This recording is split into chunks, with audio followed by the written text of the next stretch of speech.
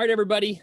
Special episode today, as always, because I only bring special people onto the show. Okay, or I try to. Okay, so today we have Chelsea Cohen, who is the co-founder of SoStocked. Okay, SoStocked inventory has been such an issue, not just for our company, but it's been for so many companies.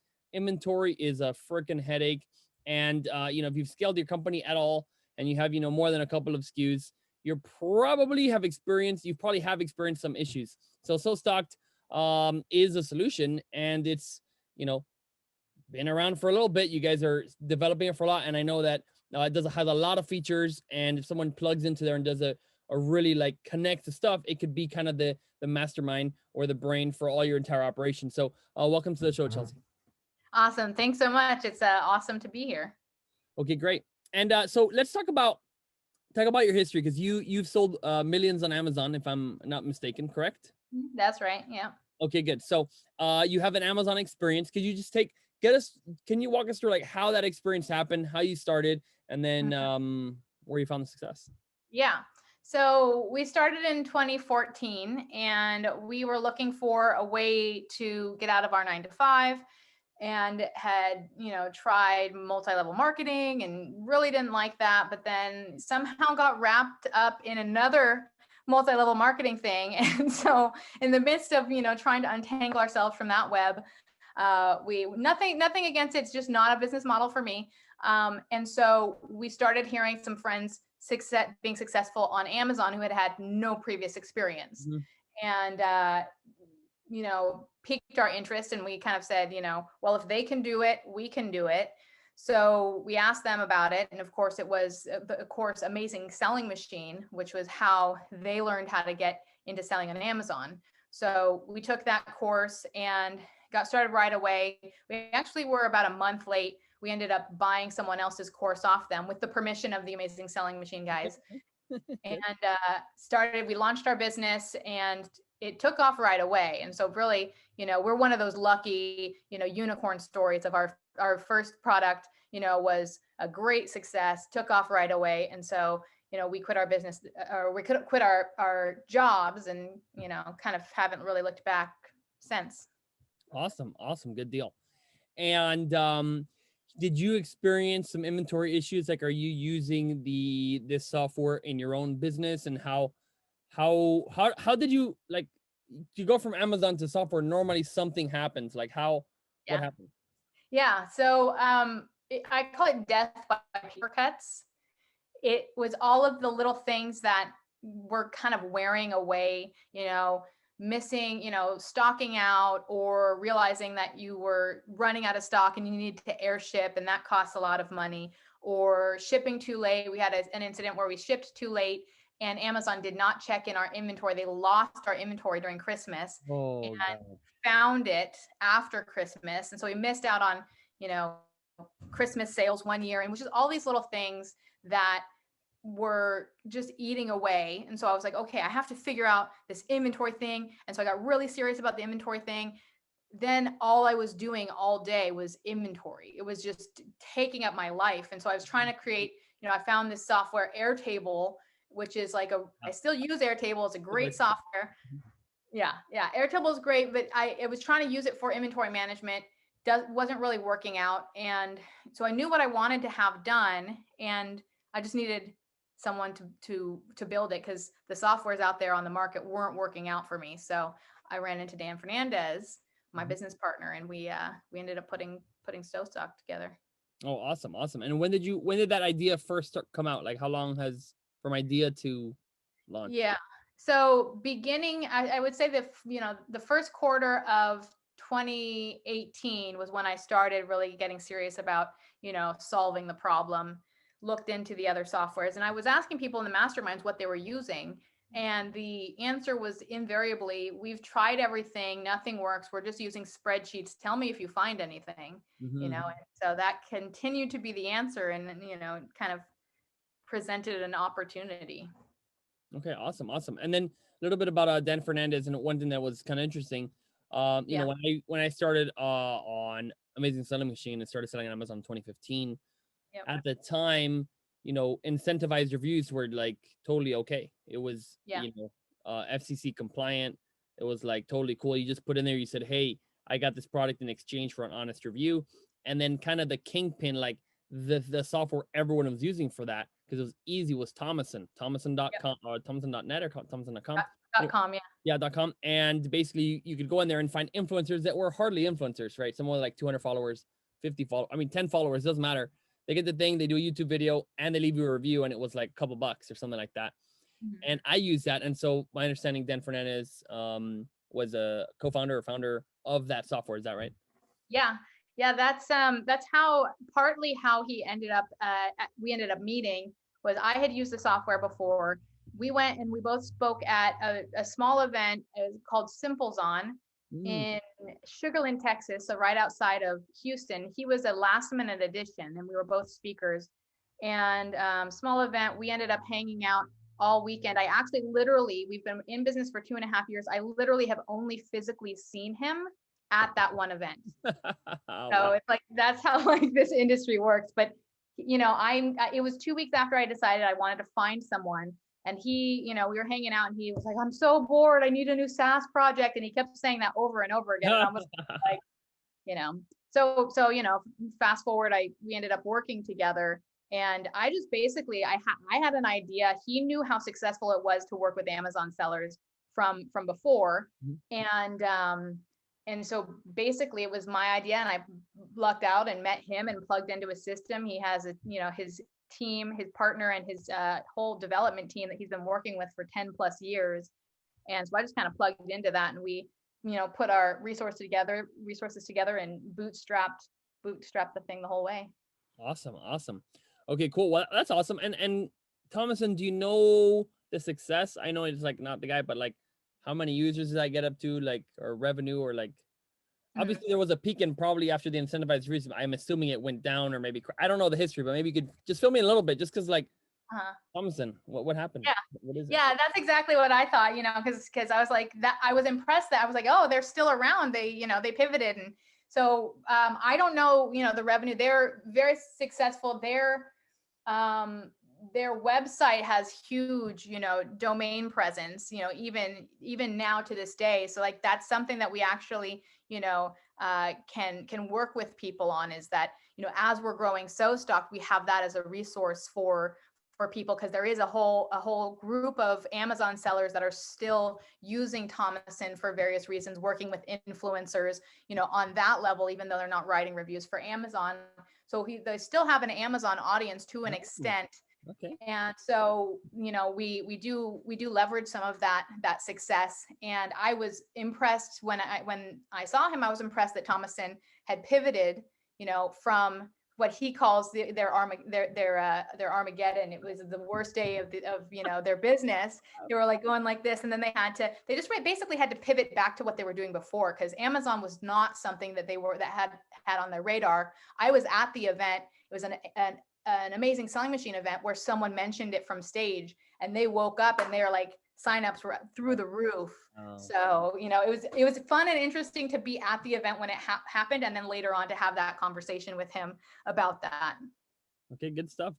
Okay, and then so now you have SoStocked, and can you like kind of walk me through who is the ideal customer? Like, what are you guys solving? Because right now the number one thing that I'm dealing with, and I think almost everybody's dealing with, are the inventory restrictions, right? The labels. New product, 200 units. Then even after you sell those 200 units, you can only have like 150 units. After that, or 250. It's like, it's hard as it's impossible to get an inventory to Amazon. That's my main concern right now. I don't know if you guys do anything with that, but maybe walk through like, what does SoStocked works for? What issues have you guys focused on fixing? Yeah, so we really focused on automating the systems that are currently working, and then discovering and building best practices into the software. So we can't change out Amazon's policies. I believe that there are softwares out there, and there are companies out there that will do some kind of gray hat, black hat loophole stuff. We're not the label thing, the labels. Yep. Yeah, I didn't mess with it. I know of a software, okay, that does do it. Yeah. And I know a couple people tried it, but then I think some people get performance notifications, or like, hey, don't Yeah. do that. Your shipments get canceled. Things happen. And I Yeah. go, no, I agree with you. It's Yeah. probably not a good idea to try and get around that unless you could do it in a white hat way that Amazon's happy with. Uh-huh. Yeah, exactly. So we kind of avoid that, and we're not about to lose our developer ID access to something like that. So, Yeah. but you hear things. I talk to sellers every day. I talk to 7, 6, 7, and 8-figure sellers on a daily basis. So, you hear a lot of stuff. The problems that we're solving is just, Amazon sellers are very marketing focused, and we're trying to make them a bit more well-rounded and carry that marketing over into inventory and into cash flow. We do plan on getting into cash flow as a part of our Mm. journey, our product journey, and our feature, including those types of things.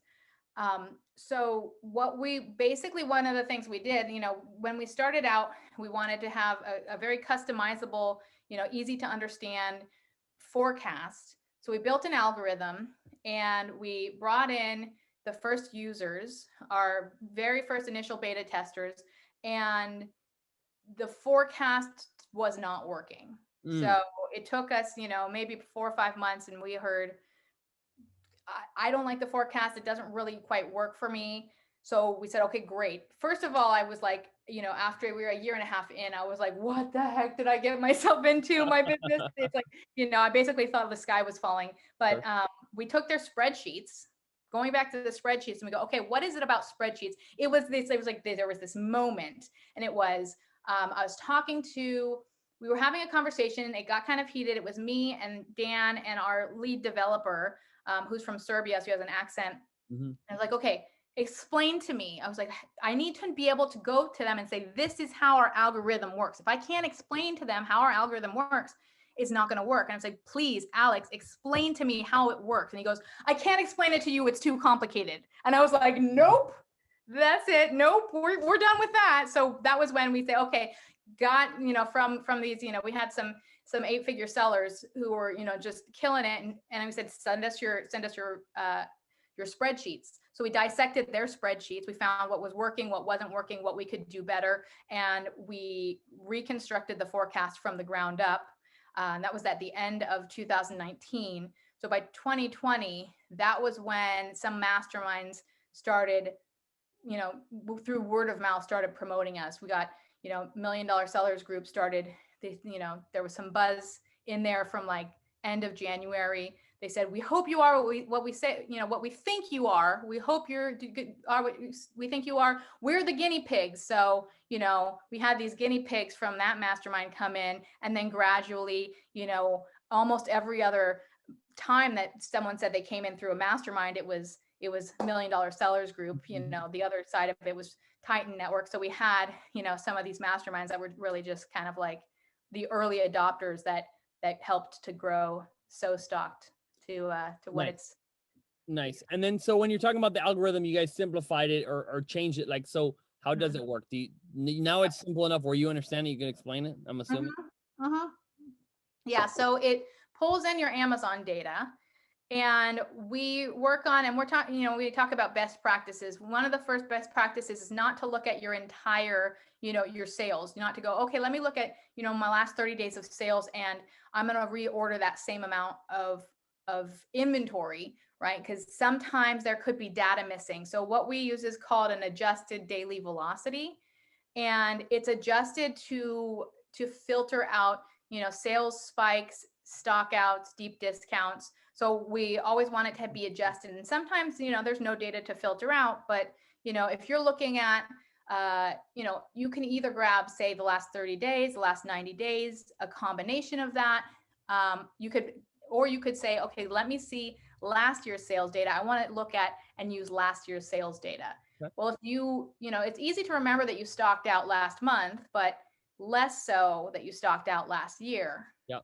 So if it's, you're looking at, okay, let's see, Christmas, you look at this Christmas period of time, but if you don't realize that you stocked out for a week and a half, then, that data is actually not good data to use. So we filter that stock out. So if it's, 10 days out of 30 that you were stocked out, we're looking at a 20-day average versus a 30-day average with 10 days of inventory missing. Okay. Okay. And then how do you present that information? So now you go, okay, that's 30 days, 60 days or whatever, average is 100 units a day. And you have that information. Okay. Yeah. So then what do you do with that?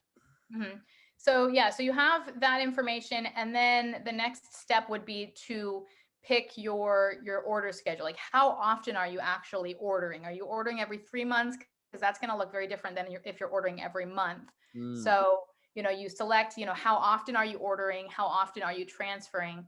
And you plug in your lead time. And those are the basic pieces that make up that, along with how much inventory do you actually have, right? If you have inventory in your warehouse, you have inventory, at FBA, you have inventory that's being produced or that's on a boat, halfway across the ocean. All of that data plugged in will help you to calculate how much inventory you actually need to be ordering or transferring and by when. Okay. And what have you seen? So when people have the software, because the software is only going to do certain things, right? You're going to plan, let's say I'm planning, hey, I want 3 months of stock at all times. Some other sellers going to say, I want to have 6 months of stock. Someone else says, okay, I'm producing stuff here in the US.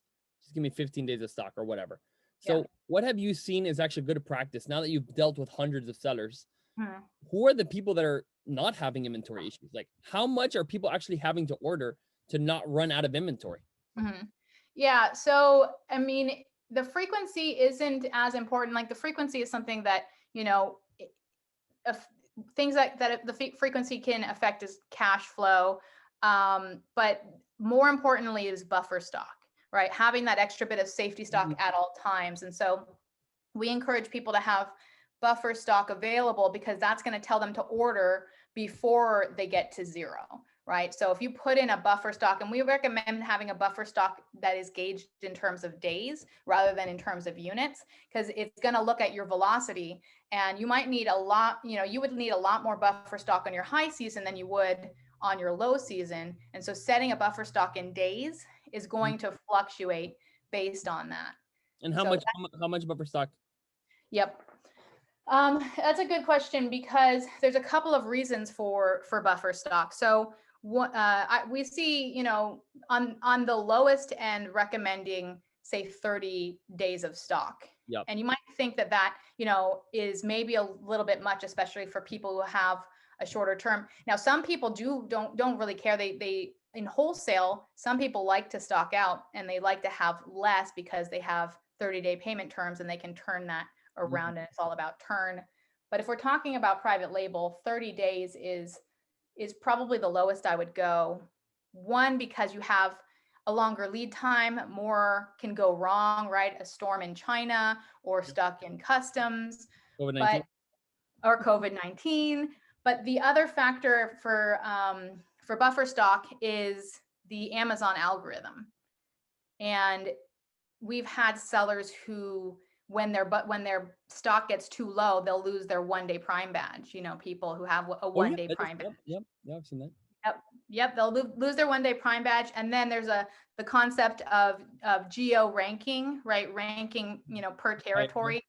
So someone in the Midwest, if you don't have much stock in the Midwest, if you get down to 10 days worth of stock and you don't have a good spread across the country, you might lose out on your ranking, might go down, in specific areas where you're low on stock, or you might be bidding the same as your competitor, but your competitor is going to get it because he has stock there. So, there's the idea, of course, no one really fully knows what the Amazon algorithm is, but there's the idea that Amazon's doing these things with the algorithms and the geolocations. Okay. And I do have to just bring up a thing on the buffer stock.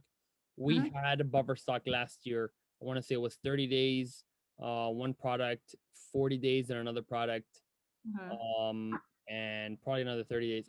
On our top sellers only. Okay. Top sellers only. They're all gone. We actually ran out of stock on one of those. The other one, we're able to raise the price and stop the sales. But our buffer stock gets so far, we've always set aside buffer stock.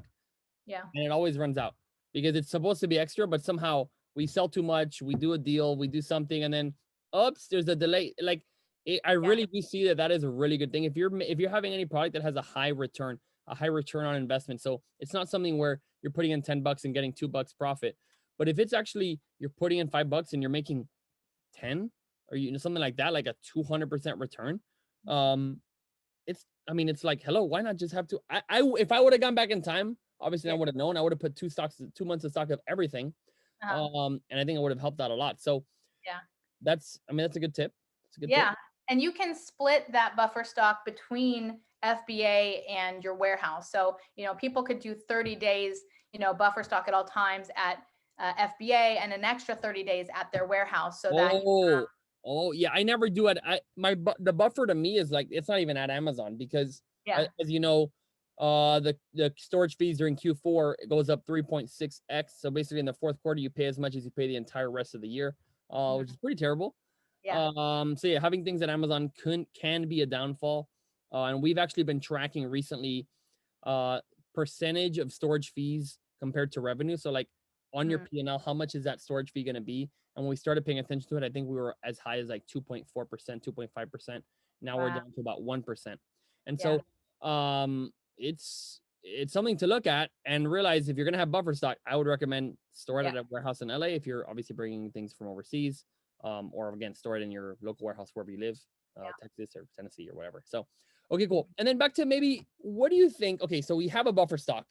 Yeah. And then in terms of if people are bringing in product, let's say from China, which I think, the majority of people are bringing in product from China. What do you recommend in terms of keeping inventory? Like how much stock should you order? How do you orchestrate like having enough stock, not running out for a kind of growth company? You're maybe growing, you're increasing your sales by 30% a year, 50%, even double. How much inventory should you be having? Yeah. Well, I mean, it depends. Some people are ordering every 2 months. Some people are ordering every 3 months. Some people are ordering every month. I think the more important aspect is to actually plan out your marketing and to plan out your growth. And that's the big piece that's actually missing, is that people are looking at past sales and they're trying to make their calculations based on past sales only. And what we have set software up for is what we call forecast modeling. Okay. It's actually the ability to build out your marketing. So to say, okay, I'm going to be doing these lightning deals, or I'm going to be doing, I'm going to be growing, by 5% every single month. And you can actually build that into the tool. And so that's really, I think that's really the plan, is not so much how much or how often do you order, but is your marketing actually laid out into your inventory plan, and getting those two to communicate so that you can actually make sure that you're ordering enough for the growth that you intend. Okay. And when you say, so I mean, I do think obviously it is important to a degree, right? So yes, you could plan for growth, which is good, but okay, now I'm planning to grow 10% each month for 3 months. Okay, I got summer, maybe I'm selling, I don't know, ice cubes, and ice cubes sell really good during the summer, and I'm gonna plan that out. Now, are you gonna purchase, June, July, and August? So I'm gonna buy, right now, let's say you're ordering before, let's say you're ordering in, I don't know, April or something, because you have the lead time. But you're gonna buy June, July, and August, and you place the order. Of course, I think if you're ordering, let's say 1 month of stock from China, you're gonna be out of stock every single day, because not every day, but you're gonna be out of stock for 1 month always, because if you order it, it arrives, then you realize you need it. By the time you order it, it's too late, right? So there needs to be some sort of juggling. Now, I mean, obviously, yes, there's other things that are more important, but is there, like, when you're coming to people, I'm assuming they're like, hey, how much should I order? Again, I know it has a lot to do with cash flow, but have you seen like a happy medium or something that works for people? Yeah, I mean, the most frequent is to keep 90 days worth of stock.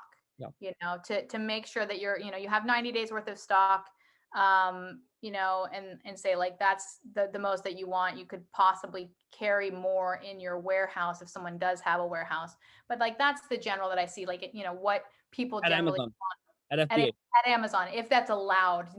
Some of these guys, No, it's not even that's so allowed. different. No, you can't store 90 days of stock. No, I No. don't think I don't think you can, unless you have like a humongous thing or you have labels from the past, or you Yeah. can't do Last that anymore. I That's not checked, the point. my Yeah. top products were 65 days. Yeah, So you get every single label and you put it in the next day or something crazy. yeah, because that was just after Christmas as things started to creep up. Some of our guys saw 35 days. There was a some sort of a cliff in the middle of December where all of a sudden the limits, like Amazon updated the algorithm and not in our favor. And, you know, we had people who were reporting 35 days worth of stock is all they were able to send. Oh God, it's true. You can't keep that much stock anymore. So Yeah. then what do you work with any partners like warehouses? So if someone's like, oh, I need to store stuff in LA, do you have a set of, warehouses or 3PLs that you normally recommend to people? We've started to compile a list, and it's kind of a community sourced list. So we haven't personally vetted them, but we have sellers who have recommended. And then as we've gotten more data, like we've created a spreadsheet. We want to get more detailed with the spreadsheet. And really, you know, it would be great to have people be able to write reviews about their experience, because we did have someone who did share experience that there was one warehouse that people were actually leaving. You know, we had a lot of Titan members leaving a specific warehouse. And so I made a note on there. It's like, you know, here's a little disclaimer. Someone in the community has said this, right? Yeah. So, you know, but we do work with, there's one we work with, it's not in LA, is Hanu worldwide. Afulabi runs that. He has been in the industry sourcing and warehousing for 20 plus years, and his business partner, you may know, is Norm Farrar. Okay. Yeah. So we've worked with him a bit. That's where we're keeping our stuff. Our other warehouse in LA actually ended up shutting down, but we discovered that they were doing major fee gouging. So that's another aspect that down the road we want to get into, is analyzing your warehousing and your warehousing fees, and really educating people on, you know, how many ways the warehouse can screw you, or how many ways you can reorganize even your carton size. If you're, you know, you've got 6 units per carton, and you upgrade to 10 units per carton on a per carton fee basis, your fees are then, you know, making more profit. So those are the types of things that we're very, in a geeky way, very interested in doing, is, you know, educating people. And that's it, getting into logistics modeling, you know, modeling out how much would I save if I just changed this one thing, if I just changed how many units were in every single carton, how much would that save me on an annual basis? I never thought about that. Right. And that's if you're having a 3PL receive the stuff, which they charge you per carton. Exactly. They'll charge you sometimes to check in, to pull, to label, like all of those fees add up.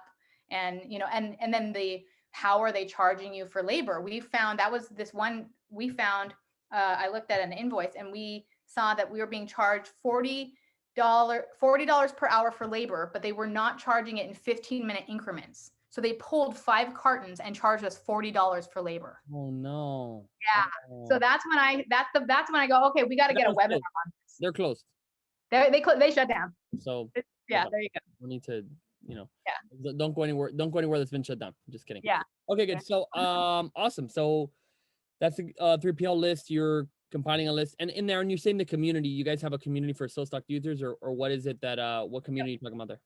Yeah, so the SoStocked users we have a private group for all SoStocked users, and so a lot of logistics conversations happen in there.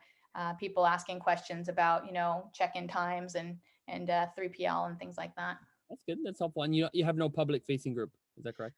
Not at this time. We have considered maybe opening it up for that, but we haven't done that yet. I don't know. It may make sense too, but I'm not sure. Yeah, I should open up some community. I got no community. I just go do the podcast and I have the software. I need the community, to be honest. I really do.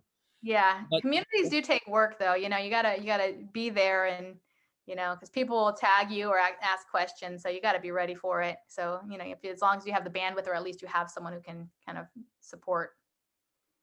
Cool. And then, okay, so that's forecasting. So forecasting, modeling on tells you what to order and SoStocked.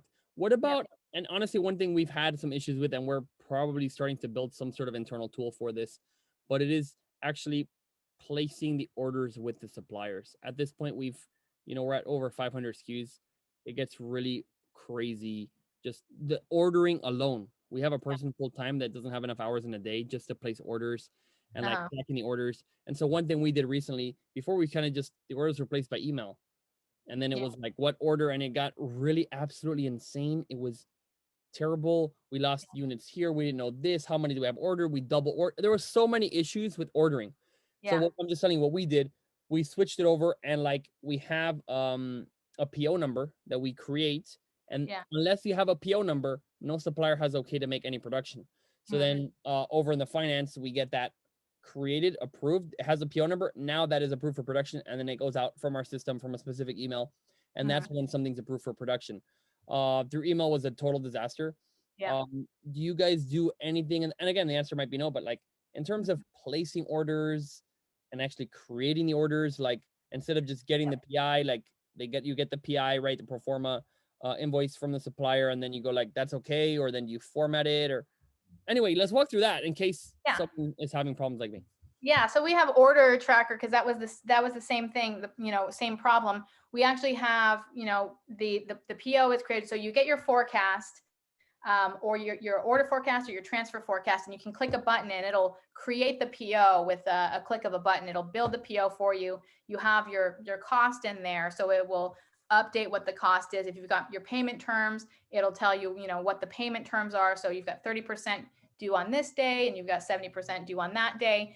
And you can put a PO number in there. You can actually sign. You can do a little signature. We've got a little signature pad on there, and then you can email it directly from the system. And then we have a Kanban view, which is the order tracker, which gives you a card for each purchase order.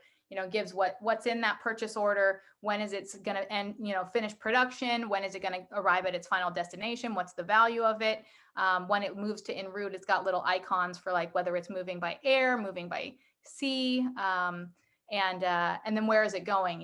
What warehouse is it going to, or is it going directly to Amazon? And they'll have different icons, and every single vendor or supplier is going to be color coded, so you can see at a glance all of the different POs per supplier.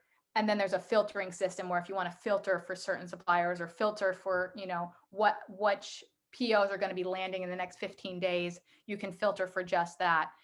So it's fairly robust at this point. And then we have an kind of more of an Excel grid view of all of your shipments as well. Okay, nice, good. I mean, Yeah. that sounds pretty good. Now, what happens like if you have a PO, right, purchase order, you're saying, hey, we are buying these many units, and the supplier goes, hey, sorry, the Chinese RMB, the dollar has lost some value, and or our cost of stainless steel went up, or blah blah blah, and they're like, we can't accept it at this price. What do you do? You just you would go into the PO, and then you would just update to the new price, and it would update the PO to the new rate. Okay, and then I guess it sends out again. It gets sent out again. Yeah, you can send it out again. Yeah, and you can email it directly from the system. Okay, and have you worked out permissions in the system, like, admin role or people who can make POs? Right. We have the ability to invite different team members. We don't have permissions yet.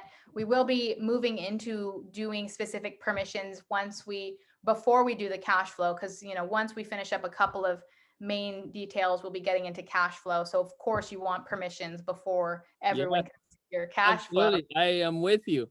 We're in a similar Yeah. situation, by the way, on Samurai Seller. We don't have permissions yet worked out. We have somebody working on it.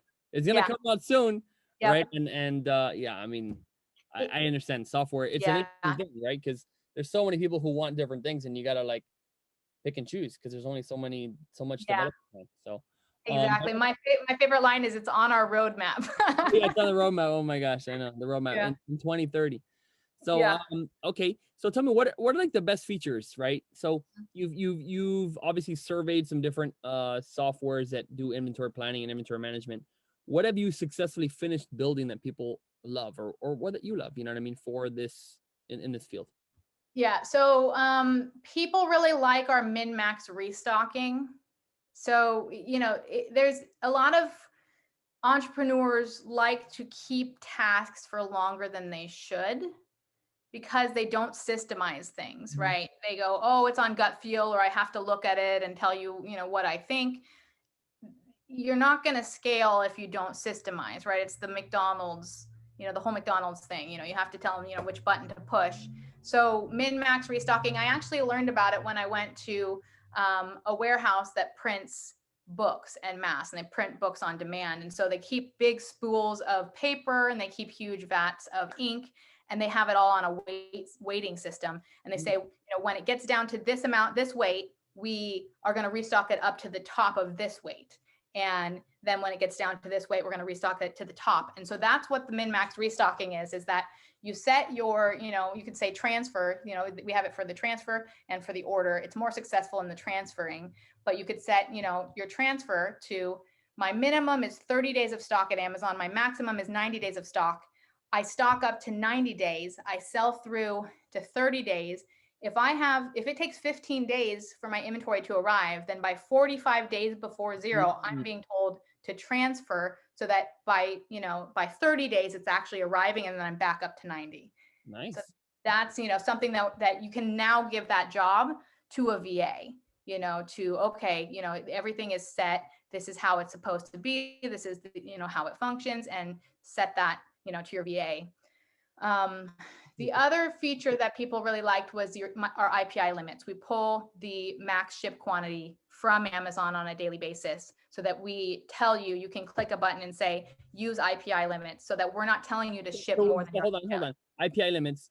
Is restock. That ASIN quality, or is that a different kind of ASIN quantity limits? Exactly. Your ASIN. How many labels are available to print? Yes, your ASIN restock limits. Yeah. Oh, so that's getting interesting. Okay. Yep. I don't think we have that, right? I don't think we're using that. I don't think we have anything that does that. So you can just has all your ASINs listed, and it'll say like, this is how many labels you can make on each one. Yeah. So it'll say like, so if you wanted to say 90 days, but you had your use IPI limit, instead it's going to say, okay, well, you can only send, 16 days. And so it's going to give you, it's going to scale down per carton, right? So if you can send 65 or 67 units, but, your cartons are in cartons of say, 25, it would be 150 units that you would be able to send, give you those, tell you to send that. And then it would reset and recalculate your shipping always based on the new max ship quantity. Okay. And then when you say use IPI limit, you're making the labels automatically? We're not making the labels automatically. We're making the recommendation based on it. Okay. So what do you mean use? What does it mean use the IPI limit? Meaning that when you're sending to the warehouse how much they're supposed to ship for you, you're sending below the max ship. In SoStocked, it knows you're sending in 150, and then like that's reserved. But the amount that it's saying, it's only going to give you up to the amount of labels you can create, correct? Yep, exactly. Yep. Okay. Yeah. So that was a new, as soon as we heard the announcement, we started digging in, and it's actually not even in the reports. We had to actually look, and there's a lot of, as you probably know, there's a lot of data in there that they don't put into the reports. So we found it, and that was one of our projects that kind of sidelined some of the other things that we wanted to do temporarily, but was a huge appeal for people who were having a hard time with that, because they would go and make labels and then they would reject them. Interesting. Okay, cool. I really like that feature. I think people need to know how many labels you have. Have you figured out at all what is the Amazon's algorithm to tell you how many labels you can print, how many units you can send into Amazon? We haven't. It is the most weird thing. It seems like you sell this many units in 7 days. It might be like this day, starting day, because the 35 days is basically great. You have 35 days of sale, but if you have 10 days of sale, you're out of stock. Then it starts getting crazy. Do you have any insight at all that you've seen that kind of is predictable at all? I mean, there's some stuff that just, that baffles me, like people saying they sell thousands of units a day and they're allowed to send in hundreds. Some of that stuff baffles me, but there are a couple of insights. One thing is that if you're stocked out, then, Amazon is not using an adjusted velocity like we are. They're not removing stock out. They're looking at your total, say 30 days of sales, and they're basing, your the allowable inventory on those sales. So if you stock out and you're not making sales, then it's going to affect your restock limit. However, if you switch to FBM, that's going to help to retain some of that limit. Those sales are going to count towards your restock. Good. So that was what we were. That was the next question I was going to ask you. Yeah. If you have FBM sales, we're actually going to try that now. If you have FBM, you're making sales, that will actually be okay to have you send in units? Because the limits is by ASIN, not by SKU, I'm guessing. It's an ASIN limit. Yeah. Yeah. Yep. That's right. So that was one of the things that we asked. We did a survey in our group, and there was, one of our sellers said, yeah, I just did it. My limit went up because, my sales, it was just at the start of the Christmas season, his sales were going up. So even though he was FBM, he stocked out at Amazon, kept FBM, and his limit went up. So they are using both pieces of data. So we advised everyone. I was doing, webinars, and we were saying, get your fulfillment centers open. I don't care if you don't think you're going to use it, have it available. Yeah. Because, it's better to, even if your margins are bad, even if your margins are, if you're not making as much money, if you don't do that, you're leading yourself to a dwindling spiral of stock outs. Yes. Okay. FBM. We're definitely going to get on that for sure. Yeah. I wonder, and here's me just going crazy. Sometimes I like doing crazy things sometimes. Okay. But you set up FBM. Yeah. And then you have it kind of fulfilled by, you set it to be like 7 days to ship, or let's say 14 days. Cause you can set that, right? Like it will ship in 14 days. Yeah. Then that inventory arrives to Amazon. Then you fulfill from Amazon, and then you make more labels. And like, I'm just saying, and for people who don't have a warehouse, it might be a smart way, smart or not smart, depending on your risk tolerance. But we've done things like that where we know this shipment's going to come in to Amazon in 4 days. We're out of stock. We say, hey, it's a 10-day shipping handling time. And then we've made it happen. One time it didn't arrive on time and we had to cancel orders, and it's a big disaster. So I recommend, if you're going to do it, have a backup plan.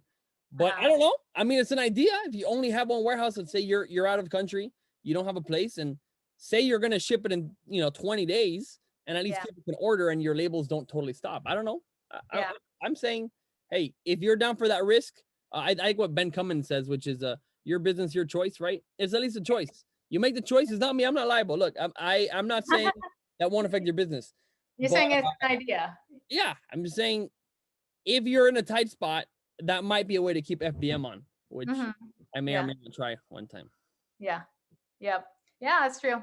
One other tip that we learned in this process, I was working with this, one of the things that happened, I turned on NARF for one of my products, and by the way, guys, NARF, North American Remote Fulfillment, it means you're shipping things from the US going into Mexico or going to Canada, which, by the way, I just want to say, anybody using that program, the fees that you see inside the managed inventory are wrong. Do not look at those. That little blue thing, they're big. They're wrong. You need to go into your payments report and see, because the fees are drastically higher. We actually sold probably for a month or two on Mexico and literally lost money the entire time because we didn't know the fees were way higher than the dashboard. So fine, go ahead. Sorry, go ahead about the NARF. And they'll turn on your ads without you realizing it too. That was one thing that happened where I was like losing money. I'm like, what the heck happened? They turned on my ads, so I turned them off. So I turned it on and just see what happened, because we had tried before and we weren't really, just curious. And so my slow moving products, nothing really happened. I lost the restock limits on my faster moving products. I thought that was weird.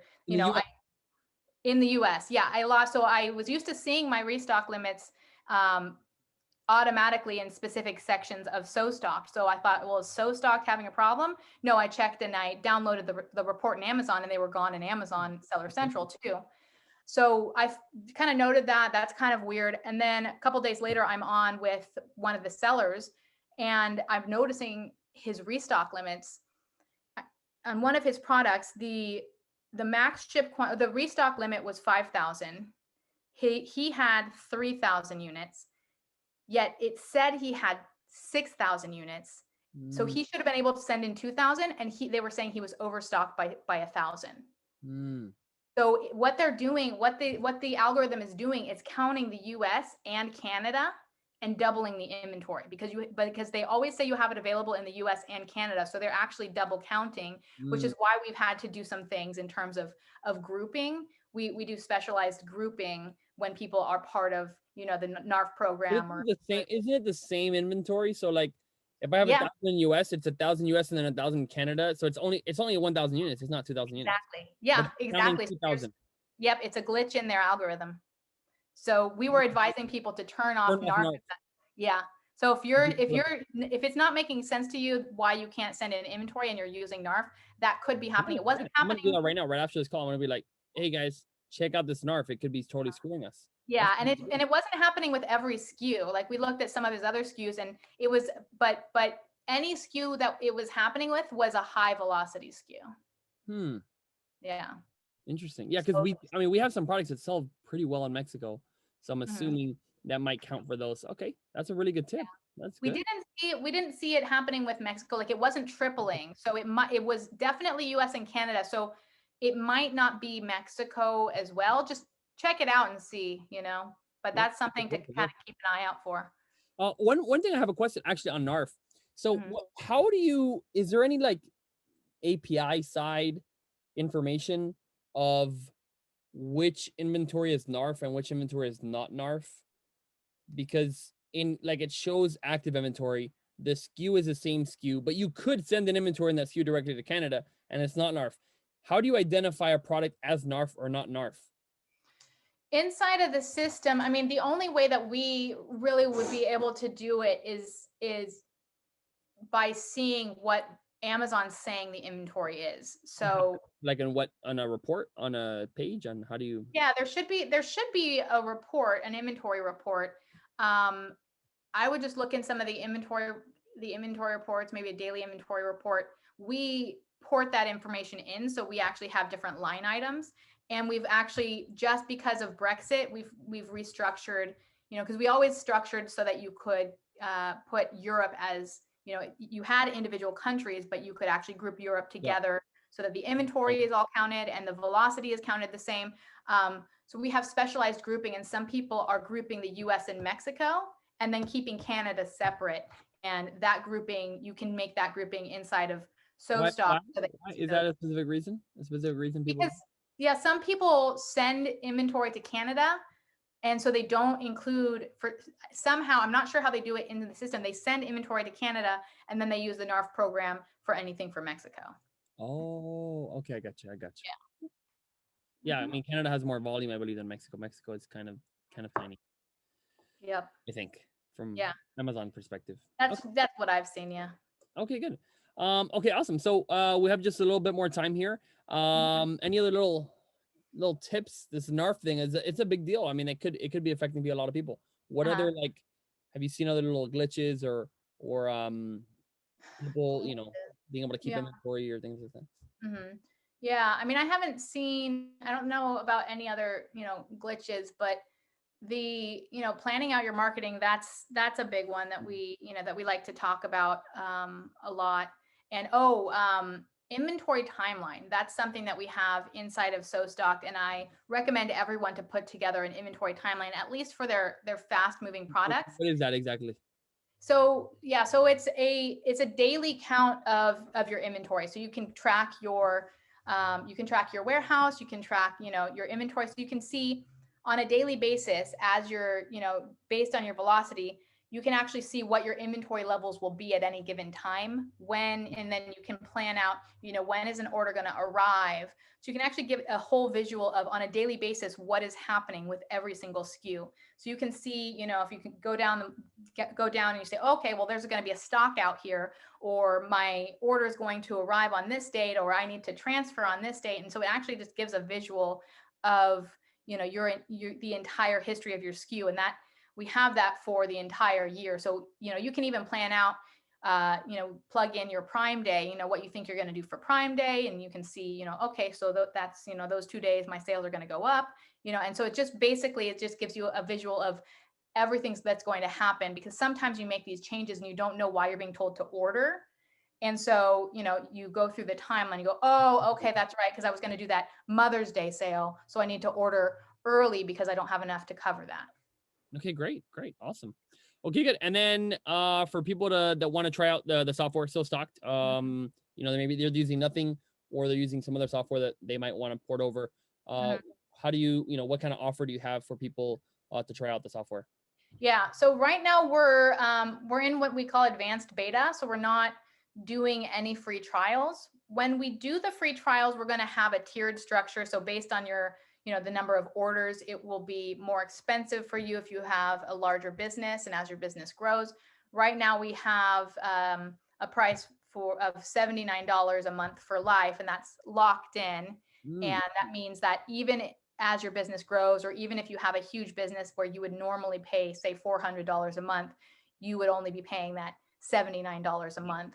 And as the features grow, you would still get those features. That's not going to be the same thing for, when we do open up the free and the yeah, free version. sure. And that's amazing, guys. So if you want to lock this in, guys, go to SoStocked.com, $79. And I do have to say, the more advanced, like super advanced, crazy ones, I believe we did a demo with Seller Cloud and we got a quote from them. We were not even selling a lot. I think that year maybe we did 2 million or even 1.5 maybe that year. And the quote was something like $10,000 a month Oh, for wow. their software, Seller Cloud. So if you're not familiar with them, you might check it out. I don't know why, like the interface was not beautiful. It did have some cool little things, and I was like, okay, cool. And then they're like $10,000 a month. I was like, holy crap! Yeah. Like, I'm not even taking $10,000 a month. Like, what are you talking about? I can't like. So, Yeah. Seller Cloud is quite expensive. I don't know. I don't have a lot of feedback. I don't know people who use it. I don't even know how I found them. Anyway, the point is, guys, $79 a month. You can come in right now, be locked in, and then later on, who knows? SoStock might be $10,000 a month for some users. It definitely might be. Again, I'm not saying you're planning that, but Yeah. as features grow, the kind of inventory management stuff, there are Yeah. some softwares that charge like an arm and a leg. So if you Yeah. want some locked in pricing, guys, you might regret it later, Chelsea, for locking them in. But right now, if you go there, you will get that price. Or again, that's not my promise. It's Chelsea that she's on air here. Okay, guys. So great. Awesome. Cool. So thanks for coming on the show. We appreciate these little nuggets. Yeah. People will not run out of stock. We'll continue to fuel the huge demand for online sales. Yep. Thank you for doing what you're doing because obviously we need it. We need help. And I know you guys are working day and night to assist people with their inventory. So thank you so Yep. much for coming on. And talk to you next time. Yeah. Thanks for having me. It's fun. Awesome.